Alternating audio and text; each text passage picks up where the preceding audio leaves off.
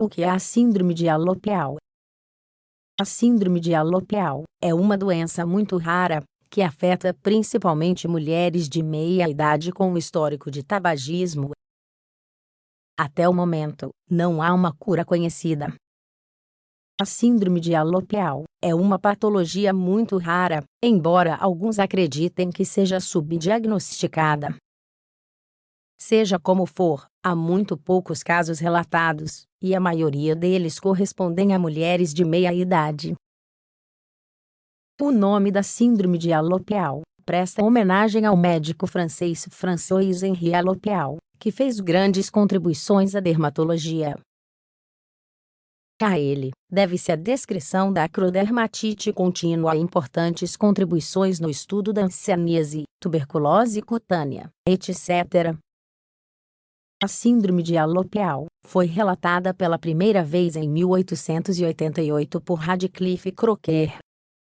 No entanto, foi em 1890 que Alopecia descreveu a doença de maneira mais concreta. Em princípio, ela tinha o nome de acrodermatite supurativa contínua. O que é a síndrome de alopecia? A síndrome de alopecia é uma doença inflamatória crônica que afeta os dedos das mãos e dos pés. Também é conhecida como acropustulose, acrodermatite pustular, acrodermatite prestans ou dermatite herpes. A principal característica desta doença é o aparecimento de erupções cutâneas com pus estéril. Em princípio, afetam apenas as pontas dos dedos, mas tendem a se expandir gradualmente para toda a área local. Em casos crônicos, e após uma boa quantidade de tempo, as erupções cutâneas geralmente se transformam em lesões incapacitantes. Principalmente atrofia, onicodistrofia e osteólise. Todas estas causam um dano permanente. Principais características. Normalmente a doença começa nas pontas dos dedos das mãos. Raramente aparece primeiro nos pés. A primeira coisa que se observa são pequenas pústulas que se juntam e formam lagos de pus. Esse pus não contém bactérias, por isso é considerado estéril. Quando as pústulas se partem, deixam a pele corada e brilhante. Novas pústulas nascem na área.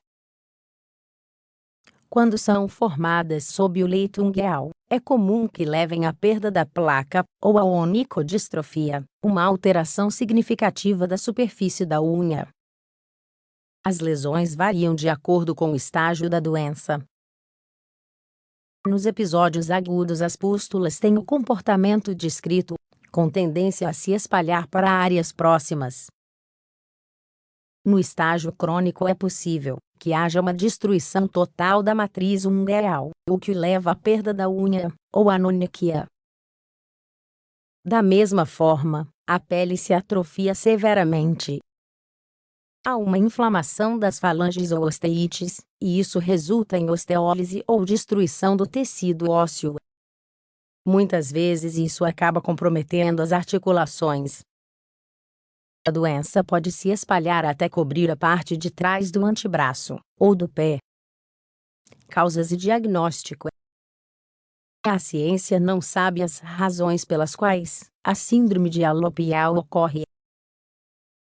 No entanto, existe atualmente um consenso de que esta doença é uma forma clínica localizada de psoríase pustulosa. Esta é uma complicação grave da psoríase típica. Acredita-se que a síndrome de alopecia seja um distúrbio autoimune caracterizado por uma desregulação imunológica localizada na pele. Sabe-se que a maioria dos casos ocorre em mulheres de meia idade com histórico de tabagismo. Também é comum que a doença surja por uma infecção ou trauma. O diagnóstico da síndrome de alopecia é clínico e histopatológico. A primeira coisa que se deve estabelecer é se as pústulas são estéreis. Para isso, geralmente uma cultura é realizada, embora em algumas ocasiões seja necessário fazer uma biópsia. Do ponto de vista histopatológico, a principal característica é a pústula, ocupada por neutrófilos. Não é a necrose epidérmica, nem espongiose. É comum que haja um linfosticiocitário moderado infiltrado. Este fica localizado na parte superior da derme e apresenta edema focal. Evolução e prognóstico. A síndrome de alopeal pode ser muito resistente a tratamentos quando atingir a fase crônica.